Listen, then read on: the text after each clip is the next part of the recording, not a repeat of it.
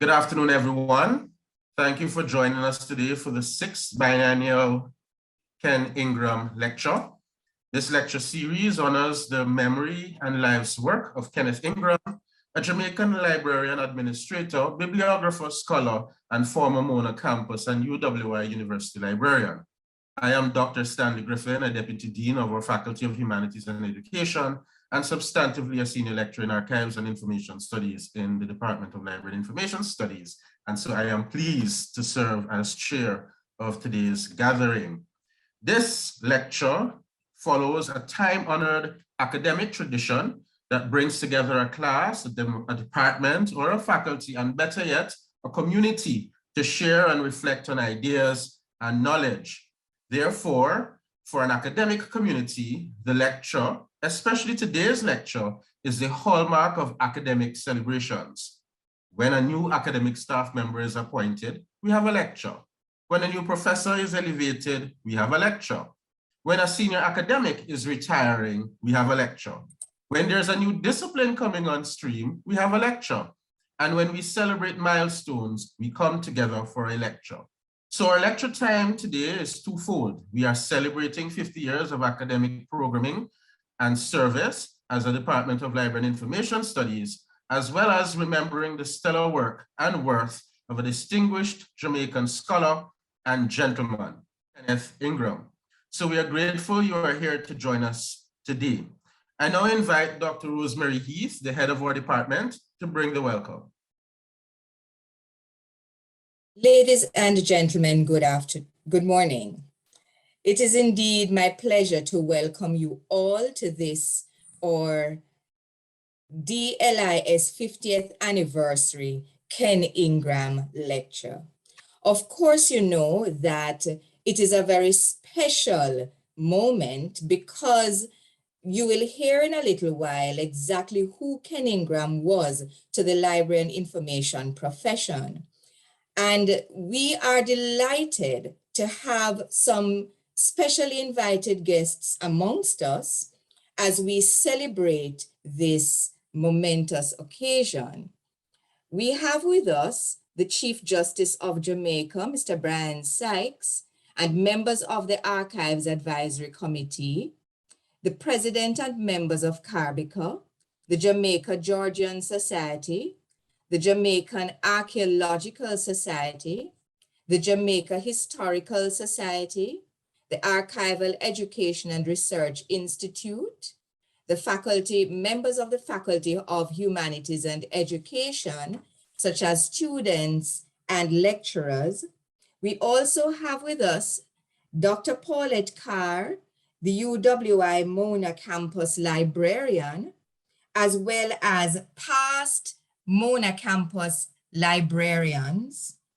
We also have heads of department of past heads of department of the Library and Information Studies, retired and serving members of the Library and Information Association of Jamaica.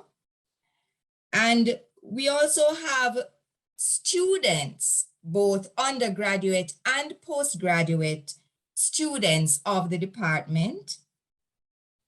We welcome you warmly. We know that we have persons who are not associated with the profession, but who are well-wishers. We also are very happy to have you. Each of you is special to us. And so we want to thank you for finding the time to be with us today. I'm going to hand over to Dr. Griffin as he will take us through the rest of the program, and I will rejoin you at the end with a very special announcement. Thank you, Dr. Heath. I now call upon Professor James Robertson, a professor of history in the Department of History and Archaeology, to bring a remembrance of Ken Ingram. Good morning, everyone.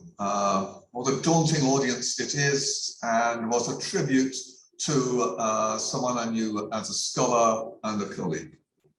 It's an honor to be here and to talk about Kenneth Ingram, 1921 to 2007, a librarian and bibliographer.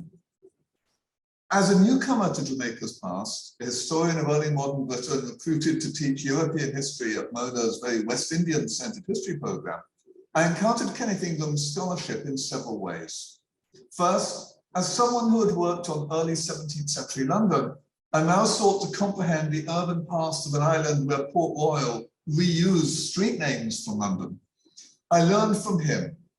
Like every historian who has encountered his volumes, I was impressed at Ingram, the scholar bibliographer, whose amazing catalogues, and they're still amazing, had locate and describe surviving manuscript collections relating to West Indian history. These catalogues transformed historians' understanding of the evidence surviving from Jamaica's past. Evidence here, evidence in London, but evidence scattered across the globe. They allowed researchers to shift their viewpoints out beyond the view from the windows of King's House, where all too often the reports are written to fit the expectations of the Colonial Office back in London. Metropolitan scholars continue to burrow in the Colonial Office's massive files. West Indian historians will certainly rummage those files too, but with Ingram's guides, we can cast our nets far, far wider. Ingram's catalogues steer his readers to the surviving papers of traders or state administrators, alongside missionaries, military officers, botanists, other researchers, even occasional self-styled historians. Drawing on these testimonies, it's possible to try and write economic or social or even urban histories of Jamaica that can move just a little bit closer to the perceptions of the wider cross-section of the people who were there, rather than recycling official platitudes. In making this transition, Ingram's tenacious work tracking down the surviving sources of Jamaica's and British West Indies past was pathbreaking. He provided the empirical base for 3 generations of scholarship that has investigated the experiences of a far wider cross-section of the people who lived on these islands than is available to historians of many other European empires or frontier societies. If he had not had the vision to recognize the potential of this material, and then the sheer tenacity to undertake the work that executing his project required, I doubt if many historians would have recognized just how narrow the foundations were of so much of the preceding colonial era scholarship. I remain impressed at the ways that Ingram's catalogues have continued to open new horizons for successive generations of researchers trying to find their way into the remarkable range of archives that hold material that can illuminate the experiences of people living here in the West Indies in the 17th, 18th, 19th, and early 20th centuries. That was one introduction, a bibliographical one, and meeting him via his books. I met Mr. Ingram as a person off campus through the Jamaica Historical Society, which I joined soon after I arrived at Mona. He had published articles in the Jamaican Historical Review, I think he was in the Independence issue, and at the Society's bulletin, and continued to edit the bulletin. In 2000, when I was first elected to the Jamaica Historical Society's executive committee, I was its newest recruit, while he was its longest serving member. Now I'm the longest serving member. I recall his efforts to recruit copy for the bulletin, something that still remains a challenge. And our first conversation may have been a couple of years earlier, when he has asked if I would consider offering a paper I just read to the Society to the bulletin. At that juncture, the bulletin didn't publish illustrations, so Society on Creole architecture went elsewhere or studied. Although his invitation continues to encourage me to write for the bulletin. Here I recall his courtesy after one of my first MA students had submitted on the old King's House in Spanish Town and asked him about publishing her chapter on the fire that destroyed the old King's House in 1925. At the next month's executive committee meeting, I brought in an envelope with a printout and the disc of her revised chapter that the student had carefully polished and I'd gone over again too. He took it at once and it came out in the next issue, having benefited from one more careful edit. This was in 2000, so well after his retirement from Mona. But the practical and understated encouragement he continued to offer to those of us who are making our first starts in exploring Jamaica's past remains central to the way he worked. In this, and indeed in all his work, there was no grandstanding. Instead, the evidence of his influence can be traced in the acknowledgements pages of a shelf of books and monographs, or in a growing range of archives that West Indian historians consulted, or indeed in the expectation of excellence that the librarians at the University Library's West Indies collection took for granted. Soon afterwards, he told the Jamaica Historical Society's executive committee that he was feeling tired and needed to hand over his editorship of the bulletin. I realized that this was a recognition that he was not immortal, so started investigating how someone might be recommended for an honorary degree. This is actually one of the few privileges that remain for professors at the UWI. But asking my chair, I learned that as a lecturer, I could submit a proposal to my department. In starting to compile a dossier, I began at the University Archives, where not much was available on a then live retiree. Going back again later, you could find a lot more. And then proceeded to the West Indies collection in the main library. Questions at the desk led to a conversation with the then West Indies collection librarian, where I explained the need for a dossier. At that juncture, the University Library took over the project, and I saw another facet of his character in the respect and affection he'd earned from his fellow librarians, reflected in the precision with which that proposal was prepared. Later in the semester, I was called into the librarian's office and shown a letter to be signed by the chairs of the departments of library studies and history, the retired professor of library studies, and the retired and current professors of history. This draft omitted Vereen Shepherd, whose professorship was then newly granted, but that was quickly corrected. Afterwards, Professor Carl Campbell described as being called into the librarian's office, arriving and being asked to sign, which he did. The proposal then went out to an external referee, where it found enthusiastic support, and Kenneth Ingram received his honorary doctorate. This was announced just after I'd sent in the proofs for a review of his manuscript sources for the history of the West Indies to slavery and abolition, the capstone of his work on West Indian manuscripts. I wrote to the editor asking if I could add a clause to my review to say that Dr. Ingram had just been awarded an honorary degree by the University of the West Indies. I thought it was a long shot. You can't add whole sentences to reviews at this stage. But the editors were Caribbeanists who knew his guides, and my revision went in. Finally, I was able to see the respect that Jamaica's librarians held for Kenneth Ingram, where he was a pioneer in earning his professional qualifications in librarianship and then worked to develop the profession here. I was invited to attend a dinner at the Senior Common Room held in his honor for his honorary doctorate. Luckily, I already had a suit and the moths had not got to it yet.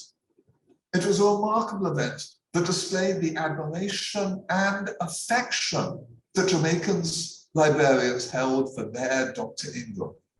3 choirs of librarians sang, 2 of them choosing "You Are the Wind Beneath My Wings." He had worked hard to develop librarianship as a profession in Jamaica, and Kenneth Ingram's colleagues were pleased to seize this opportunity to acknowledge and celebrate his achievement, an impulse that this lecture series continues to demonstrate.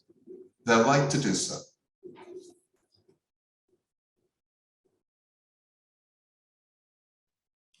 Very clear indeed. Thank you so very much, Professor. Just a quick program note and an acknowledgement. Let me acknowledge the presence of Miss Oisin Jarrett. Your presentation is welcomed and will happen after the lecture. So thank you very much for your kind understanding and patience. It is now my privilege to introduce our distinguished lecturer this afternoon, Professor Jeannette Bastian. When the recently appointed first director of libraries and archives at the Smithsonian Institute, Tamar Evangelistia Doherty, was asked to name 2 great influences on her professional career, she responded, Mark A. Green, known for his collaborative work with Dennis Messner on the highly controversial more product, less process archival processing methodology, and Jeannette Bastian, who, in her own words, was one of my professors at Simmons who taught me about collective memory in archives and bringing out marginalized voices in the collections we take care of. Our featured presenter is a well-known, highly respected thought leader in archives and records theory, collective memory, decolonization, and community archives. Professor Bastian is a citizen of the Caribbean. Professor Bastian worked as a librarian in the United States Virgin Islands from 1972 to 1998, serving for the last 11 years as the director and territorial librarian with responsibility for the division of libraries, archives, and museums. Prof, therefore, is not only well acquainted with our region and its challenges, but also knew the information professionals in the various territories intimately. Jeannette played a crucial role in the development of archival studies in the DLIS. In September 2013, she was a team leader of our group of experts comprising 10 archival professionals from North America and around the Caribbean, who not only recommended the introduction of the MA in Archives and Records Management, but developed a detailed curriculum for the program. Indeed, the year before, on October 2012, Prof delivered the inaugural lecture in the Daphne Douglas lecture series for the DLIS. At that time, she reiterated her interest she had expressed several times before in hoping that the department will, since its inception in 1971, begin a program of training and education for archivists and records managers. As a graduate of the University of the West Indies with a Master of Philosophy in Literature, she no doubt has a special interest in the University of the West Indies. In addition to her involvement in the development of the curriculum for the archives program, and special mention must be made for her design of the popular interdisciplinary course ARCM 6006, Memory and Record Keeping in the Caribbean, Jeannette has made an important contribution to archival education through her presentations and publications. She has thrown a new light on what constitutes archival materials in a post-colonial developing society in which the oral traditions predominate and memory plays an important part. Her emphasis on the value of non-traditional records resonate well in a society in which the majority of its peoples left no written records. In fact, her articles, such as A Non-Traditional Archive in a Post-Colonial Community, The Recordness of Carnival in the USVI, Playmass, Carnival in Archives and the Archives in Carnival, and Repatriation of the Historical Records of the USVI, not only make a major contribution to the body of archival literature, but also give solace and encouragement to archivists in our developing society, such as, who cannot boast of centuries of traditional archival materials in their repositories. Moreover, her work serves as a key theoretical framework for the examination and appraisal of contemporary Caribbean cultural and memory-keeping forms, which will inform archival practice in the region and broaden the research scope and content of our regional repositories in time to come.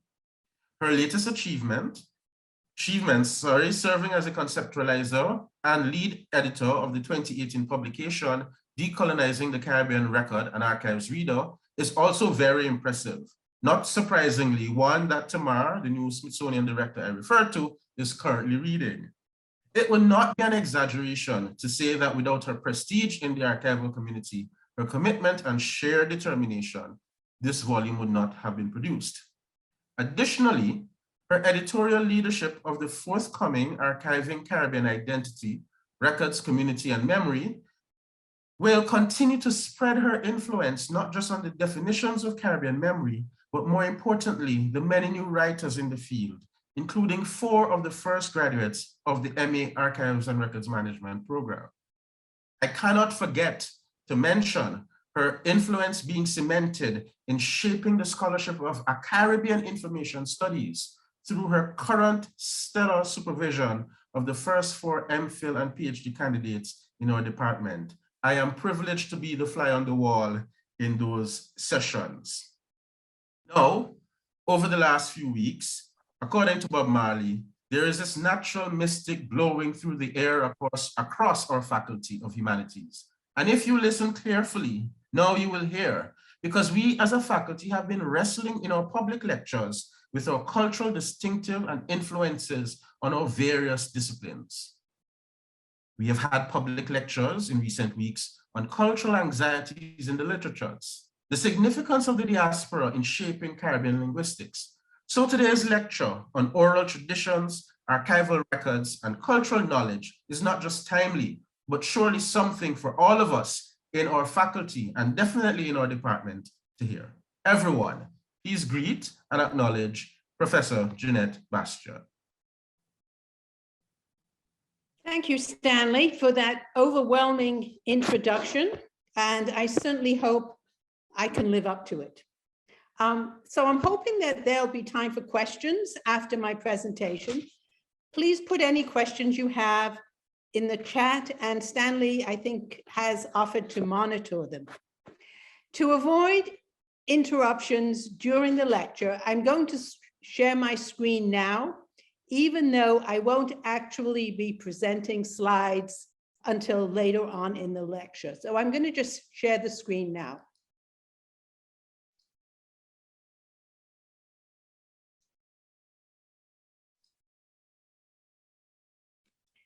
It is indeed an honor to present the annual Kenneth Ingram Lecture. I first met Mr. Ingram in the early 1970s at an Archival conference. At the time, I was a very new and very young librarian living and working in St. Thomas in the US Virgin Islands, where I still live today. And I was very much in awe of the director of the University of the West Indies Libraries. Several years later, when I came to Mona to pursue an MPhil at UE, Mr. Ingram very kindly gave me a summer job in the library, filling in for librarians on vacation. It was a generous offer, much needed, very much appreciated, and typical of his gracious and thoughtful approach. Kenneth Ingram demonstrated the best qualities of scholarly librarianship with the focus on the importance of Caribbean knowledge, and it is truly an honor to give this lecture in his name.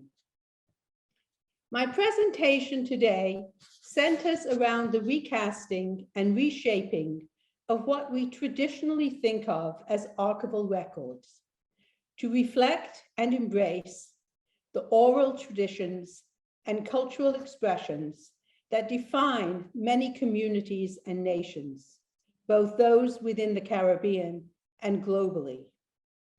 Mention archival records, and the images and words we often conjure up are textual, old, dusty, historical, governmental, often colonial. I am suggesting a different perspective, reconsidering what forms and formats records and archives might take in primarily non-Western cultures is not meant as a rejection of traditional Western models, but rather is an advocacy for an expansion and amplification of those models towards a broader and more inclusive recognition of what archives are and what they could be. But before delving into this, it has become customary of late for presenters to proclaim their own positionality, who they are and where they are coming from. In that spirit, I'd like to invite you to briefly follow my own archival path towards thinking about the relationships between oral traditions, archival records, and cultural knowledge. I was born in the UK and immigrated to the United States with my family as a teenager.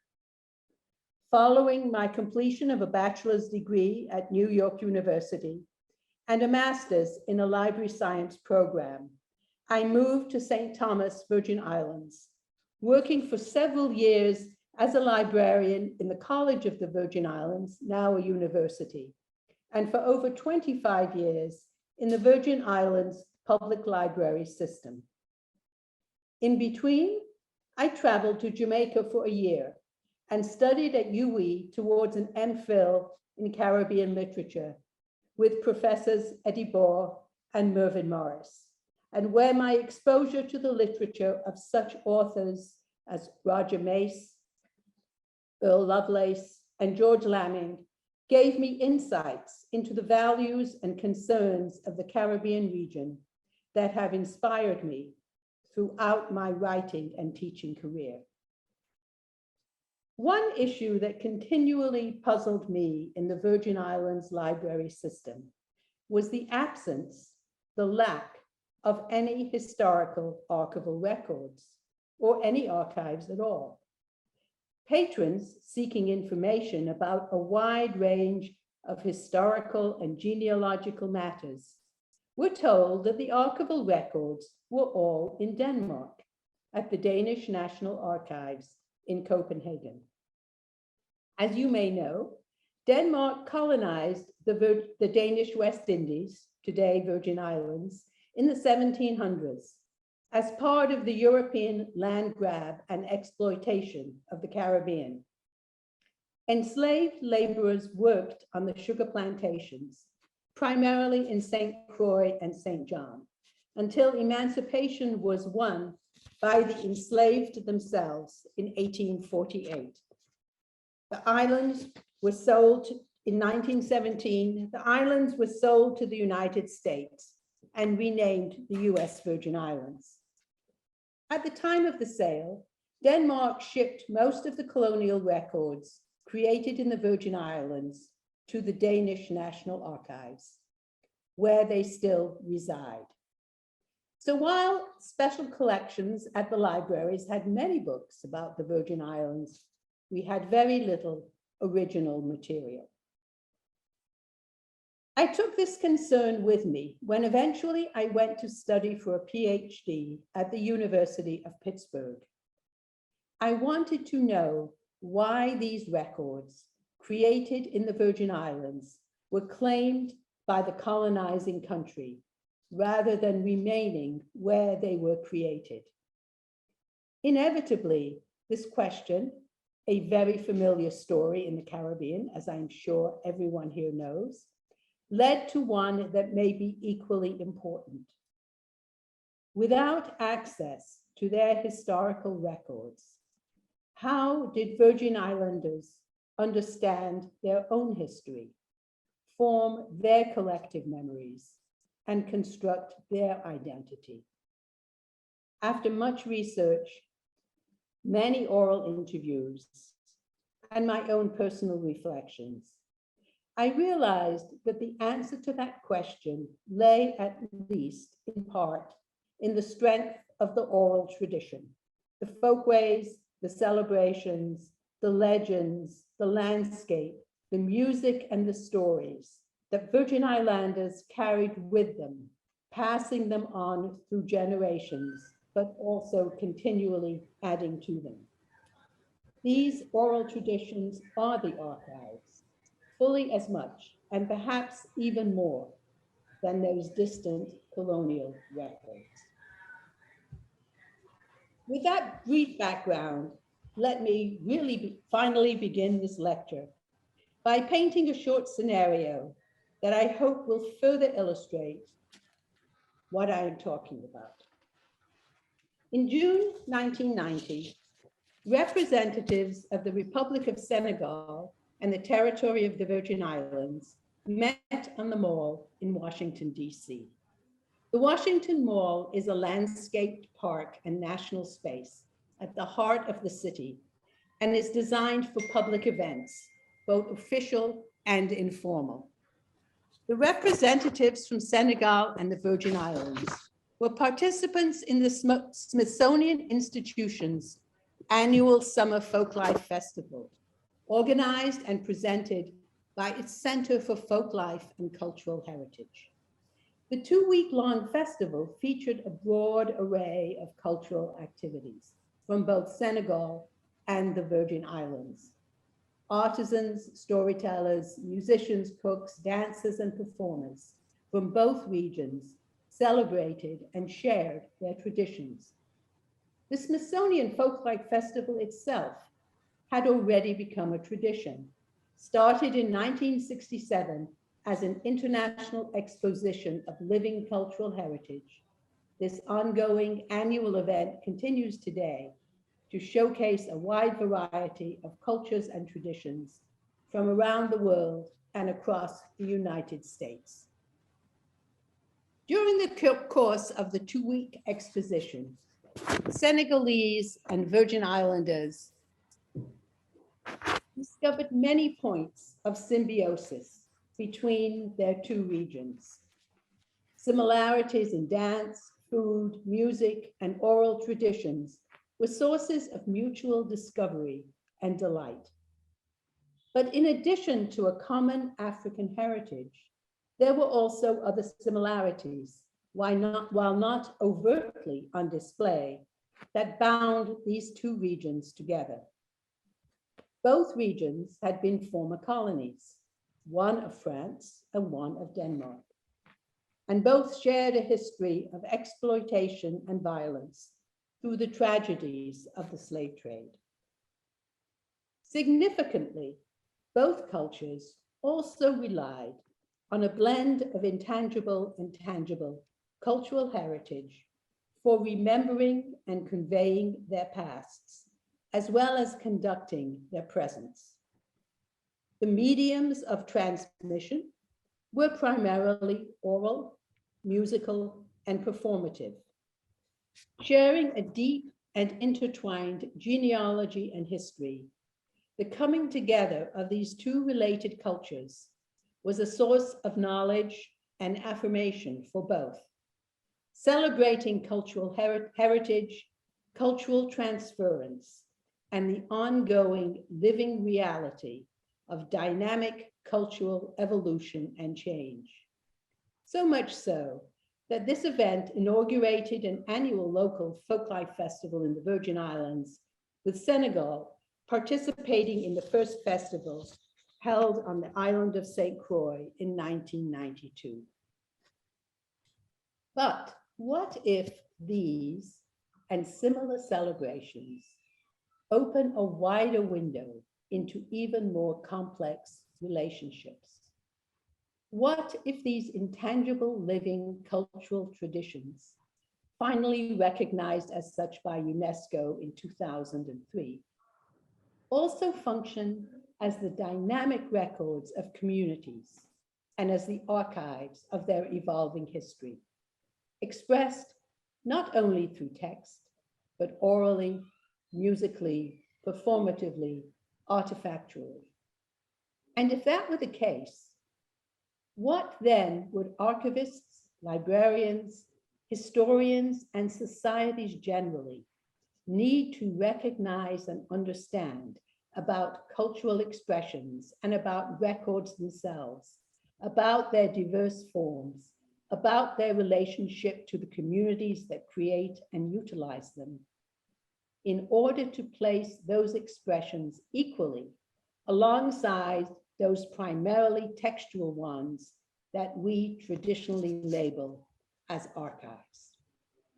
And if these expressions are as valid and legitimate records as any text-based representations, then how would these archivists, librarians, and others need to rethink and reinterpret traditional understandings of archival records, records creation, and record keeping in order to fully embrace them?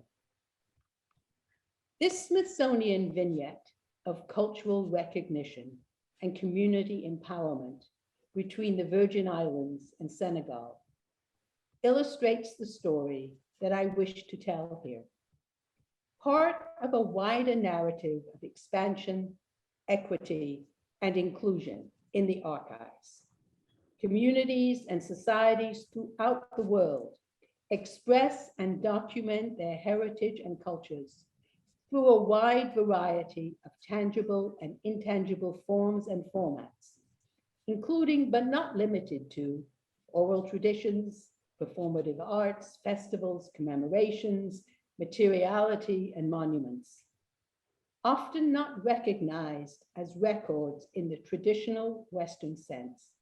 These dynamic expressions, in fact, form the legitimate archives of a community and are critical components of documenting those communities and societies. In the 21st century, it has become increasingly clear that traditional Western archival models have proven inadequate to accommodate the varieties of memories and records that exist in a global society. New models are needed to meet the needs as well as the demands of international post-colonial and decolonial environments. I hypothesize such a model as a cultural archives, a recognition of archives that considers equally both intangible cultural expressions and tangible documentation as records, and asks how they can be legitimately and seamlessly integrated within an archive. Most importantly, what kind of framework will accommodate these cultural expressions, often manifested in formats that are not generally recognized as archival? How to interweave tangible and intangible cultural knowledge, the archives as well as the repertoire, the written as well as the performative. This is the challenge for information professionals. Can material, tangible archival tradition also be an appropriate for non-material, intangible expressions? I argue that the trajectory of archives from rock art to digital bits strongly suggests that the making and keeping of records and archives conforms to no tradition other than the human need to communicate, to record, to remember, and in both a positive and a negative sense, to control one's environment. In the 21st century, as formerly colonized people and nations assert their right to that control for their own cultures and identities, it seems clear that in order for the archives to be globally accepted places of memory and accountability, they must recognize and embrace the multiple ways, both tangible and intangible, textual and oral, fixed and dynamic, in which societies document themselves. All cultures are archiving cultures. That is, every culture creates and perpetuates its own strategies for maintaining and passing on its history and its memory, for bearing evidence and for holding its community accountable. We can call these strategies traditions, heritage, or expressions, or we can call them records and archives. The making and keeping of records has an ancient history. While some historians and archaeologists credit the making of records with the invention of writing, others point to petroglyphs, rock art, and the use of a variety of objects as markers to document events. Jamaican archaeologist Ivor Connolly, for example, writes that pictograms, that is, drawings of a swimming turtle, a bird in flight, a crawling iguana, a glaring owl, a cautious coney, a kikit's staff, may be seen as a descriptive record of items of the early people's physical inventory. But it is more than that. Petroglyphs that is, incisions or engravings on cave walls, may also be seen as a record of a personal spiritual journey. Through these drawings, engravings, and sculptures, the early ethnic groups have shared with us a story of their religion, their hierarchy, their division of labor, and their political structure. And while historians of archival development often identify the clay tablets of the Assyrians in 2100 BC as the earliest efforts at record making and keeping, the rock art of the indigenous peoples in Australia, the Caribbean, and around the world has been dated thousands of years earlier.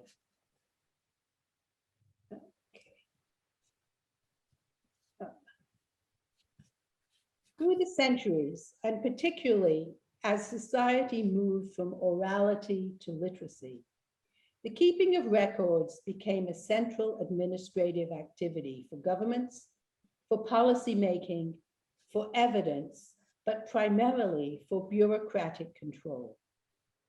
During the centuries of European colonization, record-keeping practices became the tools of the colonizers, not only for claiming territorial possessions and creating boundaries, but for control and oppression of populations. In the general scramble for territory, many of these so-called possessions suffered a succession of so-called owners. But regardless of who was in charge, records and archives were central to the colonial enterprise. And from the beginning, archives and records were deeply implicated in the colonization process. Maps defined boundaries and redrew territories. Written laws, policies, and regulations proclaimed from central offices controlled distant populations. Records categorized people and property, and tragically designated people as property. Significantly, while colonial offices used records to administer their possessions, colonizers and settlers also brought their textual record-keeping practices with them. Eurocentric recording and record-keeping was imposed upon peoples who had already developed their own archiving traditions, although generally less textual and more oral. As the colonizers devalued the indigenous inhabitants, the enslaved, and the indentured, they also devalued the cultures of those peoples, including their expressions and record-keeping traditions. The European colonizers imposed their own record-keeping practices upon populations that had formerly flourished with different traditions. By the mid-19th and early 20th centuries, Western archivists and record keepers were consolidating and encoding centuries, if not millennia, of archival practice into manuals that hugely influenced the archival protocols of their times and have continued to dictate and influence practice today. From these centuries of archival practice and from their codification, several fundamental archival principles emerged, which apply equally to all forms and formats of records, the textual as well as the digital, the oral as well as the performative.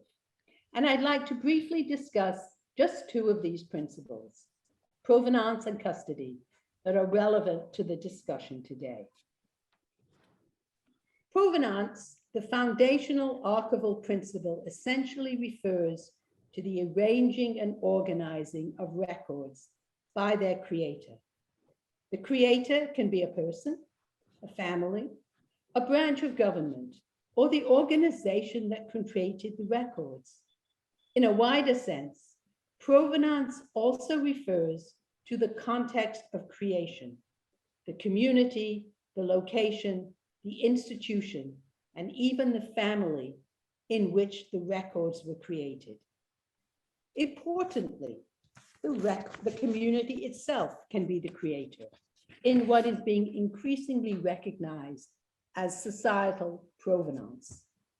Knowing where and by whom the records were created is critical to understanding what they are about. Locating them within specific contexts connects them to the actual events that they reflect.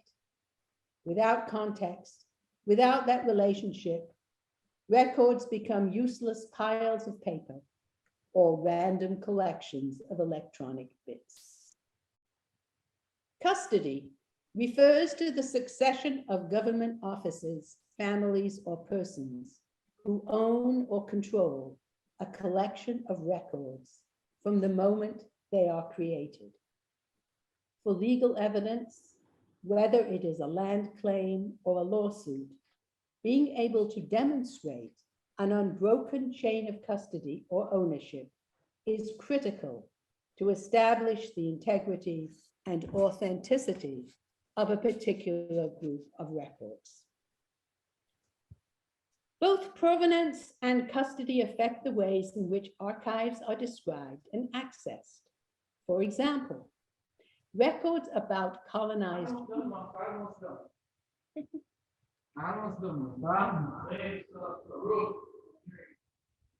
may be described and organized within the context of the colonial office that created the records. But those same records may be described quite differently if they were placed within the context of the formerly colonized peoples who were the subjects of the records. To a great extent, then, provenance defines the context, and the context dictates how a record is described and organized. While custody not only indicates a particular context, but affects how and by whom the record is presented and accessed. It is worth noting here that the concept of a record itself is fluid. Archivists have spent many words and a great deal of thought on the question of defining the record. Archival theorist, the late Terry Cook, in 1982, offered a succinct and compelling argument for record making as a universal and enduring activity, writing that behind the record always lies the need to record, to bear evidence, to hold and be held accountable, to create and maintain memory. The need to record is not tied to any specific form or format.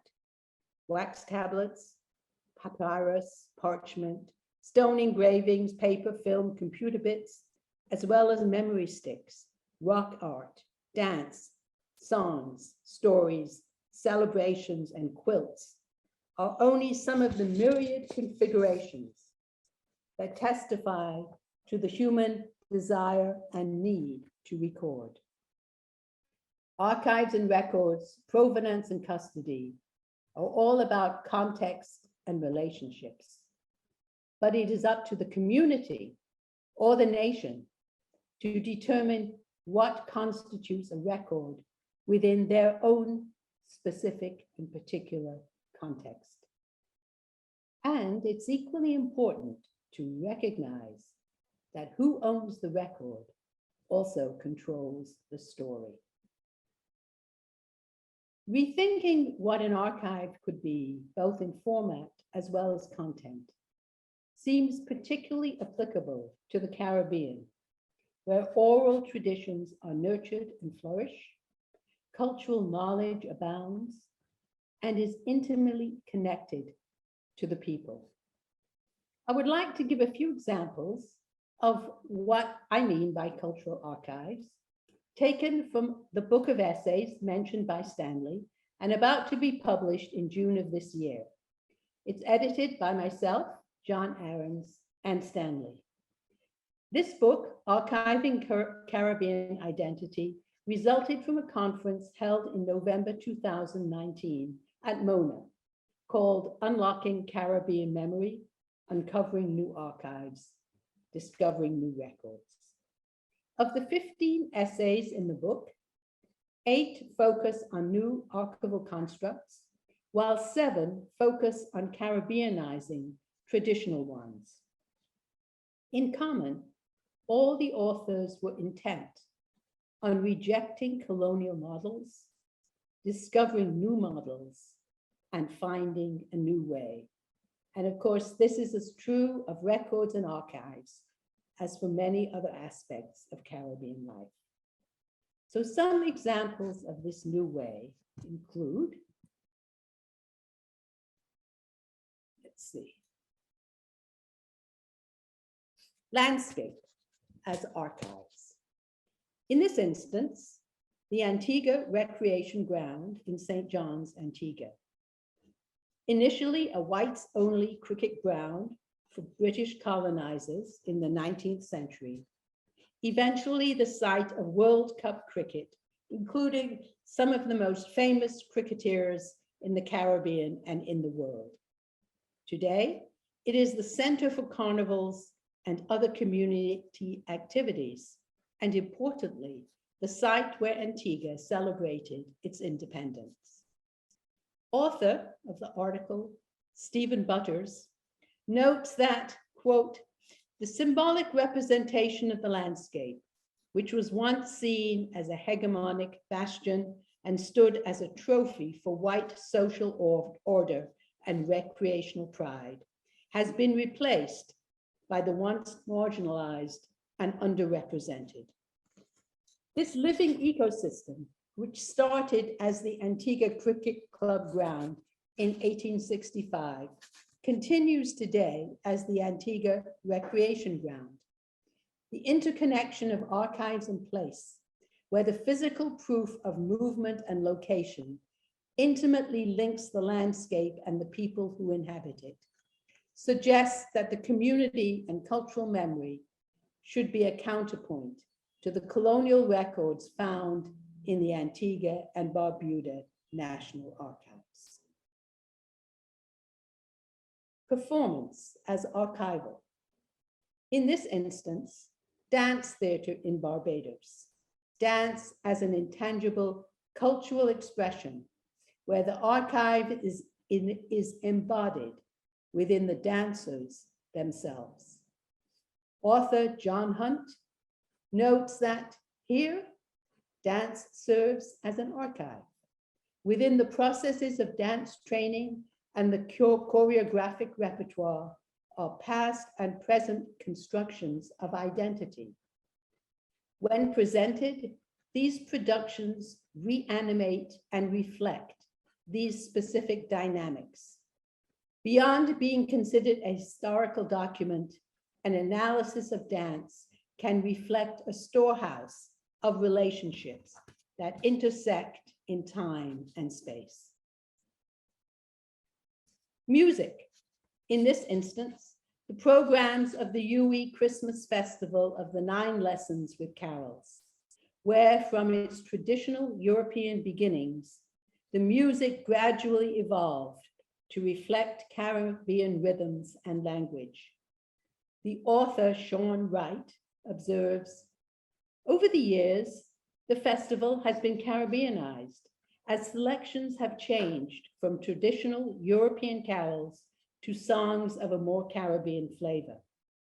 The archival programs and recordings demonstrate these changes, which began in the 1960s and 1970s, the watershed period for independence and other post-colonial revolutions in the Anglophone Caribbean.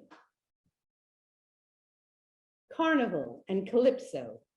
In this instance, soca in Trinidad, and how one particular song, Savannah Grass by Kess the Band, became a record of the carnival experience itself. Author Kai Barrett writes, cultural expressions in a post-colonial context are often manifestations of reshaping aspects of a cruel and unforgiving past.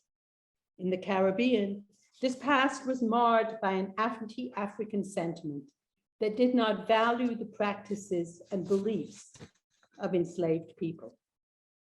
Savannah Grass poetically captures the complicated process of reassembling these pieces in a contentious socio-cultural atmosphere.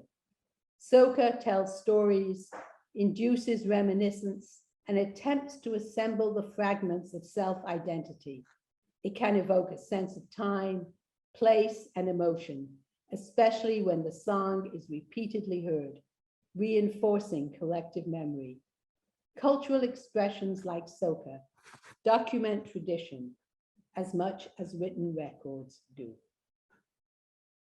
Significantly, several authors also discuss the repurposing of written records, records that once supported a colonial administration, but can be turned on their head to foster, support, and teach about local traditions and local history. For example, James Robertson discusses critical omissions in the archives, in this instance, telegrams, created by treating some records as ephemera. He asks, how long should official files be assessed as simply the memory of a particular department? And when will they be considered as potential resources for the memory of a nation? In such forthcoming discussions too, our case of the missing telegrams in colonial era Jamaica suggests that opportunities will occur in selecting what to archive for the records of an ambitious, independent nation, with further issues arising when it comes to curating its born digital data. We can hope that potential uses for new materials may yet be recognized. Seeking to imagine the archival possibilities for some of Jamaica's and other Caribbean nations' current records is an opportunity worth seizing. At this point, the librarians and archivists in the audience may be thinking, yes, this is all well and good. Of course, we support intangible cultural expressions. Of course, we support oral traditions. But how can they be described, preserved, and made accessible? We, all of us, in the 21st century, are extremely fortunate to be living in a digital age where the possibilities for linking, illuminating, highlighting, showcasing, and creating access to both tangible and intangible records can go as far as our imagination will take us. The online Jamaica Memory Bank, for example, has been exploring these possibilities for some time with its cultural map of Jamaica and snapshots and videos of a wide variety of types of intangible culture. In Trinidad, numerous venues in both museums and on websites celebrate all aspects of Carnival. Barbados launched an Intangible Cultural Heritage Committee earlier this year. But I am advocating something slightly different. I am advocating that oral traditions and intangible cultural heritage not be siloed and treated by libraries and archives as separate types of information and cultural heritage, but combined and connected as full knowledge partners within an integrated information system, systems. That folktales receive the same attention and archival respect as manuscripts. That traditional dances be described as embodied archives on an equal footing with the more tangible performance documentation. That calypsos and music generally be understood as records that mirror the society that is creating them, fully on a par with the government reports that also reflect that same society. That carnivals and similar national celebrations are as described and illustrated as the most complex institutional report. That all these cultural expressions are seen both as viable records and as the living archives of the society. In conclusion, I would like to return to the question posed at the outset of this lecture: the relationship between the loss of historical colonial records and the ability of the community to build its collective memory and construct its identity. And to that question, I would like to offer a story, a personal experience that happened to me a few years ago. And just a note, the central person in this experience, my mother-in-law, Augusta, passed away at the age of 101 2 years ago. At the time of this incident, she was 98. It is a warm and sunny St. Thomas Sunday afternoon in June, and I am sitting on Augusta's porch. Augusta is my 98-year-old mother-in-law. Originally born on the island of St. John, she has lived in St. Thomas for most of her very long life. She traces her St. Jonian family back many generations to when they were servants on a large St. John estate. Many of Augusta's children and their children's children live on St. Thomas, and every Sunday afternoon after church, various members of this extended family gather on her porch. They bring food and share a meal together. They play dominoes, a game at which Augusta excels and often wins, to the great chagrin of her younger partners. This Sunday, I am privileged to be part of the gathering. An assortment of aunts, uncles, grandchildren, and great-grandchildren, including Augusta's 98-year-old cousin. The conversation swirls around and around, as casual family meetings do, touching on many topics, until it finally focuses in on the spelling of a family name, Dalmida. Is it an I, or a Y, or an E, or an A? Why do some members of the family from nearby islands or from different generations spell that name differently?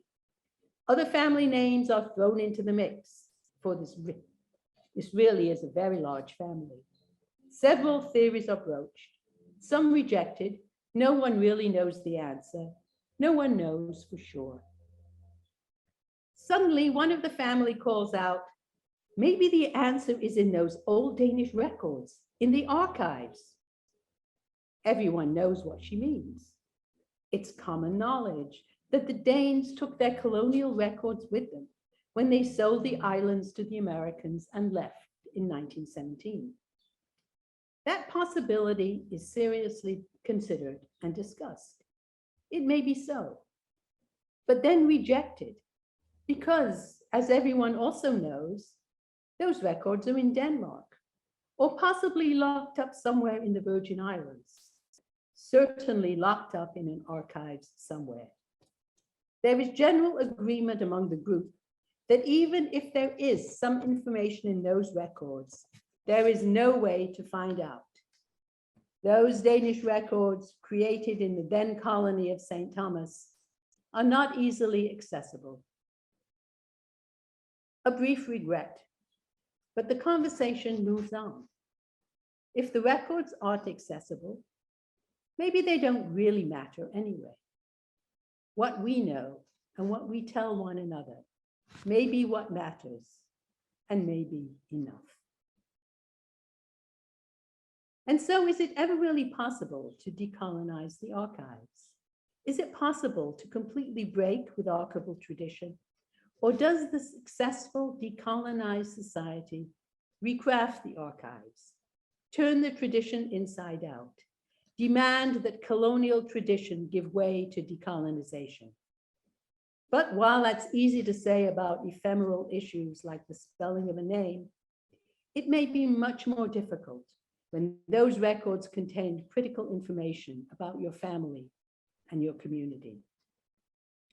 For me, this story illustrates several points. The recognition that records or the lack of records is a very personal matter. The recognition that for formerly colonized people, the shadow of the colonizer may never quite go away. That shadow can be slight, can be looming, or can even be benign or nostalgic, yet it is likely present in some form. But that in spite of records or the absence of records, communities can and will choose how they wish to remember. People understand their own history in their own way, and they create their own cultural knowledge. Thank you. Thank you so very much, Prof. Folks, I don't know, but there is this reaction feature there that I think she needs a virtual round of applause from all of us. That was solid. I think, you know, you've laid a foundation for lots of discussions. I mean, every archival society, every society has its own archives. And quite frankly, every tradition, every way of remembering is a valid source and resource for information. So the floor is open virtually, of course, for questions. Professor will, you know, field some questions, and Jeannette, you've given us lots to think about. So your thoughts on the veranda as a meeting point and as a discussion point. I think let's start there, where for many of us, we are familiar with the ways in which our community interacts and shares information. So how do you think, how can we box it and put that on a shelf?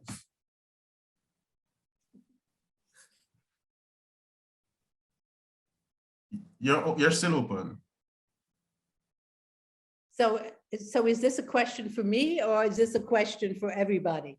Well, it's a question for everyone. I think that we're all thinking about, I mean, all that detail you gave us, but I think it's also a starting point for you. Because at the end of the day, while we are recognizing that, yes, there is this memory, there is this information, there is this content living and right around us, how do we make it accessible? Well, I mean, you know, I think I mentioned, obviously, that is always the question. And it's always the thing that people always say when you talk about intangible cultural heritage. They always say, oh, but you can't preserve it, you can't save it, you can't do this with it. But I would like to suggest that as I mentioned, we're very fortunate right now because we have the ability to do amazing things.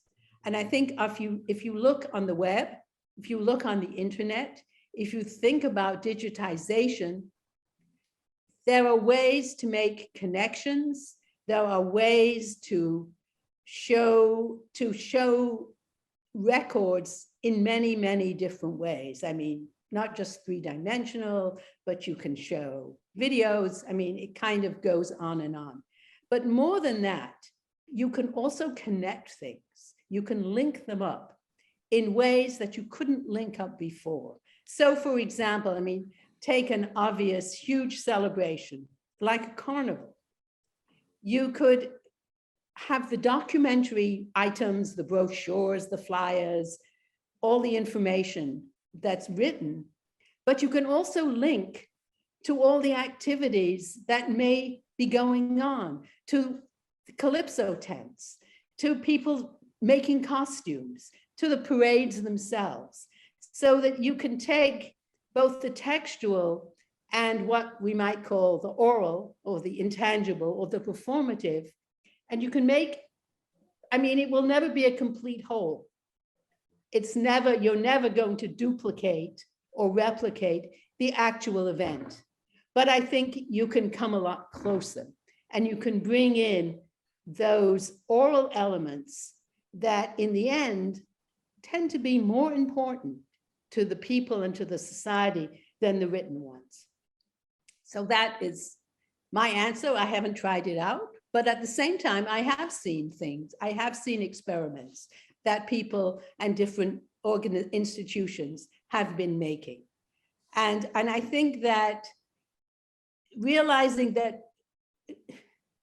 we are not really documenting all of society. That's the basic challenge. Absolutely. So I see a question in the chat. Considering that the language of the archives was colonial, can making it accessible and or inclusive entail we have to redescribe or add subjects in local languages? Would that be professionally acceptable? I think that that's a really good question. And I think that there are many places like Australia, for example, where they have a large Indigenous community, or New Zealand in particular, where they have, I think, really worked at integrating their Indigenous archives with their traditional with their settler archives, that I think that process is ongoing. There's nothing sacred about Jenkinson. I think that's for those who don't know, Jenkinson was one of those early 20th century manual writers that kind of set the tone and told everybody what they should be doing in terms of records. But there's nothing sacred about him. There's nothing sacred about Schellenberg. There's nothing sacred about all those writers of the manual. The manual is yours to write. What works in your society? If you are in New Zealand and you have a large Maori population that has their own need for their own histories, then you have to then incorporate them. If you want to include them in your society, they have to become part of your documentation in whatever form that documentation is. So I would say it's wide open. And I definitely think that I know in the United States and in England, in those countries that have been settler and colonial countries, Canada as well, there was a lot of discussion going on among archivists who finally realized that they've left a whole group of people out. And, and they're figuring out, and they can only include them in the language and the cultures of those people. They can't just take their own language and impose it. So I think that there's huge amounts of changes going on. And when I said that the model, the old models were not working, I really meant it. And I think that this is supported a lot by what is happening in many countries. Absolutely. Thank you so much, folks. You're encouraged to raise your hand and voice your question. Roma from Trinidad and Tobago, please. Yes, good afternoon all. A special good afternoon to Professor. Thank you as usual for your very informative and very thorough presentation. And thank you also for advocating for our archiving of our traditions and our own way of community record keeping. I just would like to advocate and support you in documenting that the traditions, the intangible heritage by use of audiovisual recordings. This is not a very popular form that the entire Caribbean have not been really pursuing because perhaps the lack of the equipment to digitize the old formats, etc. But I want to support that, and I will give the example of Trinidad and Tobago, where we had state media for 30 years in Trinidad and Tobago, and we do have a very large collection from our government media, which we are trying to digitize. But they have also, in addition to capturing the governance issues with the prime ministers and his speeches, the formal part, we have a lot of our indigenous cultural forms. So for instance, Dr. Eric Williams, when we became independent, he went on these Meet the People tours, and each time he visited a village, he was so enthralled with the culture that he saw. So he formed the Best Village competition. So we have a lot of tapes that represent all the different different cultural forms from all over Trinidad. That's a rich resource that we can tap into. Later on, there were different cultural programs that we have recordings of. So at least we have that, and we also have radio, at least with the government perspective. And there's also another community television, Banyan, I'm sure you all would have heard of it, who took the lead in developing cultural programming, local cultural programming. And that's an excellent archive as well. We have actually his DVD collection here at the National Archives, but we have been through documenting and collecting the audiovisual resources, at least ensuring that the intangible is captured. In terms of repurposing the colonial, what I want to suggest, what we've been doing, so in terms of archiving the audiovisual collections, I have found it necessary for the to get the institutional memory of the history of that whole government media, starting from colonial times moving forward. And I have some key people I need to interview to document that history. So the provenance will be there, captured in the description of those audiovisual records. So I think the oral history is critical to documenting. And of course, right now we are losing so much of our icons right now. It's so necessary. It's a race against time to really do that. So I know BUE also has had a program. I see Lauren is here. They have recorded, and I think DLIS as well has been doing some oral history recording. So I think we just need to recognize recognize our value and who we are, because we really are unique. And I support Professor that we have to develop our own model. The rest of the world, I mean, I remember when Stanley and I were doing our studies at Scotland, we needed our new model. So I support that. Yes. It has to come from the Caribbean. Yes. Absolutely. Thanks, Roma. You know, always very passionate, and yeah. There's some comments, but I want to take Meluli. Hopefully I've pronounced your name correctly. Quickly. Thanks, Roma. Oh, yes. Thank you, Chairperson, Coordinator. Thank you, Professor, for that insightful presentation or lecture. I've learned a lot. Let me go straight to the question that I have for the professor there. I was interested in the issue of provenance in the context of the colonizers versus the colonized. You spoke about records that have been separated or taken away from their provenance. In the case of, for instance, Senegal, in the case of the Virgin Islands, and I think it's a phenomenon which cuts across the globe, including the US and many other countries. But the bone of contention perhaps is where do you draw a line in terms of who the actual provenance is? Because on one hand, the colonizers will say we are the provenance, we created these records.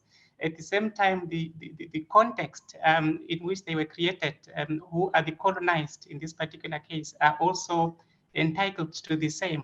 So at the end of the day, we have this contestation in terms of where the boundary is, who exactly is the provenance. How would you best advise there? And then the last one is, could there be a permanent, are you foreseeing a permanent solution to this problem of archives or records that have been taken away from their provenance, thereby stripping them of their meaning? Thank you very much. Yeah. Oh, thank you so much for that question. Yes, this is a global problem. Many, many countries are involved. Because I mean, one thing that I will say really amazed me when I started, and this is kind of an aside, but I started to, since I was writing about colonizing and I wanted to see how much of the world was colonized. And it's actually amazing, a huge percentage of countries of the world were colonized by this small group of nations. And so this business of records is a continuing one. And actually there have been several books written about this, one called Displaced Archives, which talked, and several conferences. The International Council on Archives has now a special committee on displaced archives and the exact problems that you talked about. So are these archives really shared? Should they be shared? Because it kind of, as you might say, the provenance, the creation comes from both sides. But I would like to say that and many countries, I think, have that particularly are reluctant to give up their archives, talk about sharing the archives. One way to share them, of course, is by digitizing them. And I just, if you don't mind, just want to give one example of how digitization, while it sounds great and everybody's sharing everything, is problematic. So today, by the way, in the Virgin Islands is March 31st is Transfer Day. And Transfer Day is the day that the United States, the Virgin Islands was transferred from a colony in Denmark to a colony of the United States. And in 2017 was the 100th anniversary of this transfer. And so because this business of who owns these records and why do people have to, travel to Denmark to look at them has been contentious for a long, long time, the Danish National Archives decided as a gift that they would digitize their archives, which are considerable. I mean, I don't know how many hundreds, maybe as much as thousands of cubic feet we're talking about, but it's a lot of material, over 200 years worth of records. And so they digitized them and they created a website.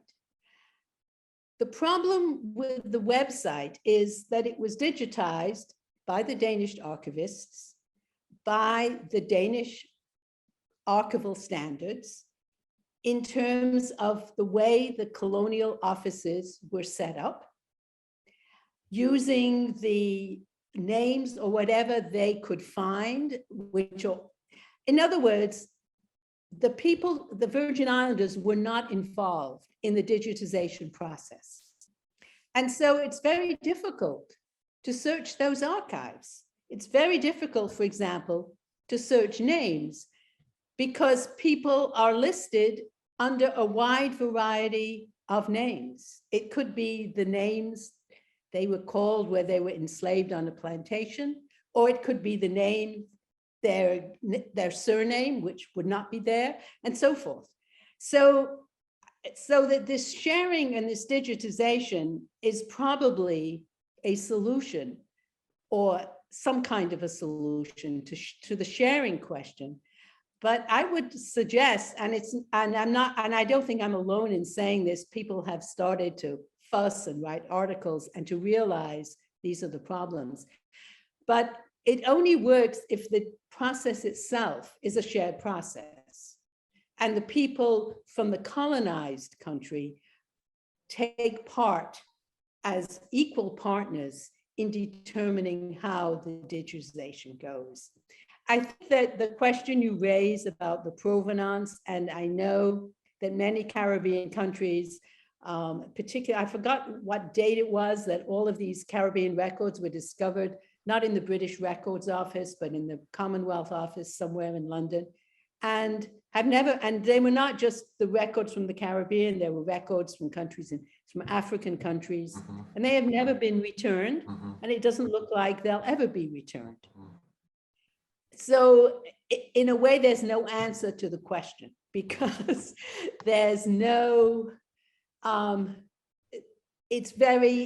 there's no way of saying, yes, it belongs to this side, or yes, it belongs to this side. Because on the one hand, you have the creators, and on the other hand, you have the content.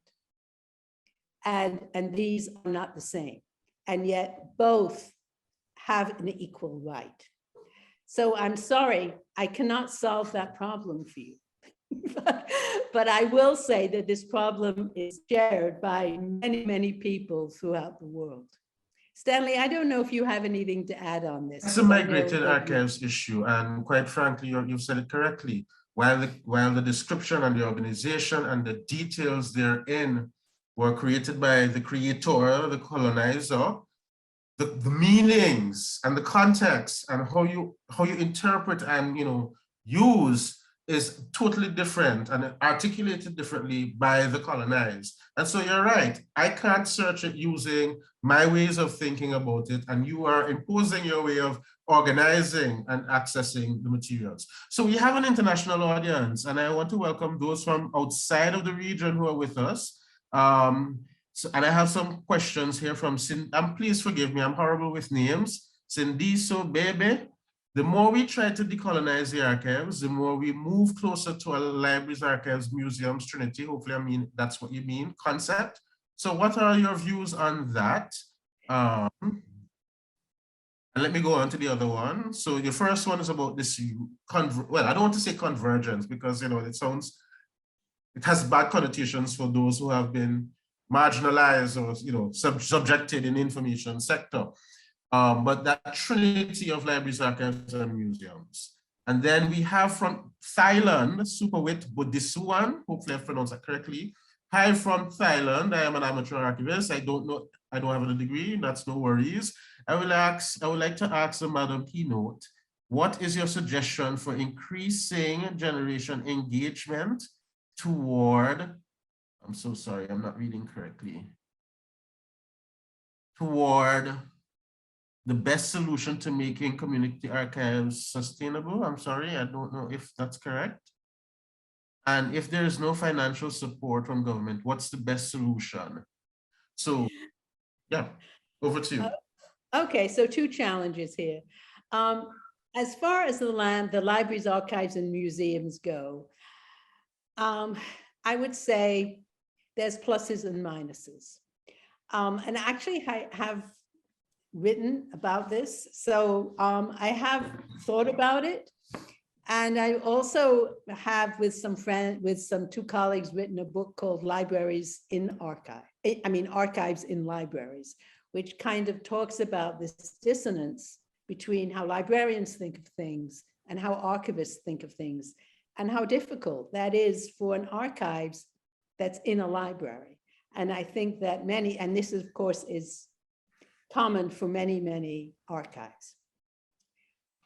I worry with and I will use that word convergence, Stanley. I worry with the convergence of libraries, archives, and museums, that archives would basically get the short end of the stick for several reasons.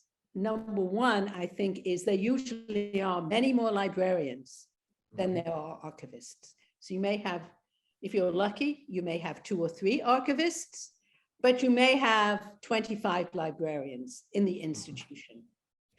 And the whole philosophy of why you keep archives is quite different from why you serve in libraries. Because in libraries, and you might correct me because I was a librarian quite a long time ago, but from what I think is that libraries are all about service. It's service to the public, service to the university, service to wherever, to your institution. Whether that institution is the whole community or whether that institution is an academic one. Although archivists like to also do reference, also serve, that's not their primary mission. The primary mission is the preservation of the materials. Because archival materials might be useful for historians, but what they are really kept for is as evidence that something happened, evidence of an action, evidence of a memory. So they have a historical function, but they also have a very, very practical function. So for example, when there is a scandal in the government, and if the archives manages to archive the emails, and of course this has happened a lot in the United States, then you follow the trail of the records, you follow the trail of the archives, and you figure out what really happened. And so archives hold people, and particularly government, accountable. So one of the issues, I think, is the different missions. But at the same time, I do think that because, and particularly because of digitization, that there are many ways to share, many ways to cross over, many ways to cooperate and work together. I guess I always feel that archivists, though, always have to be careful that they don't get taken over. But that's, you know, my personal bias as an archivist. But I think that finding ways to cooperate while retaining your own core missions may be the way to go. I know, for example, that in Canada, they have now become Libraries Archives Canada. And they were the separate National Archives of Canada, and they had a separate national library. Politicians decided, oh, well, these are so similar, we got to bring them together. And that's probably what many of you hear from politicians. Oh, it sounds the same, so why are we wasting all this money having two different institutions? But it hasn't actually worked out very well, from what I understand, that the library predominates. And so I think that you have to walk carefully, but also I think there are a great many cultural and information advantages to putting this information together and make it, and so that the people accessing it, the people looking at it, can see one thing, one holistic website that in the back end may be comprised of several different institutions cooperating. So that's what I think. And so the second question, which is about how do you sustain or begin a community archives, is that sort of the question? Yes, and how do you get the young involved? Well, I can only give you some ideas, but they may not be.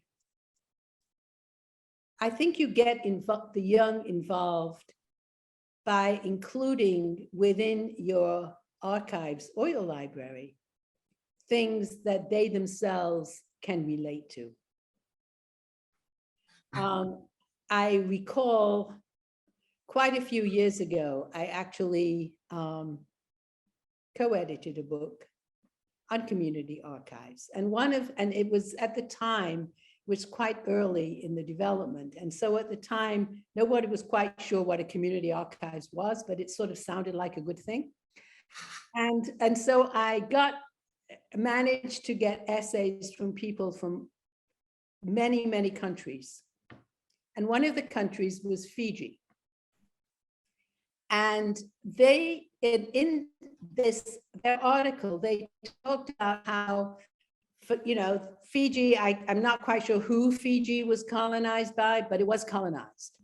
I think probably by the British, but it may have had several different colonizers. And so initially their archives had all these colonial records. Nobody ever came to the archives. Nobody ever used the archives. People really didn't want to know about those records or care about them. But then they started, and also there was a language, because there are different languages in Fiji.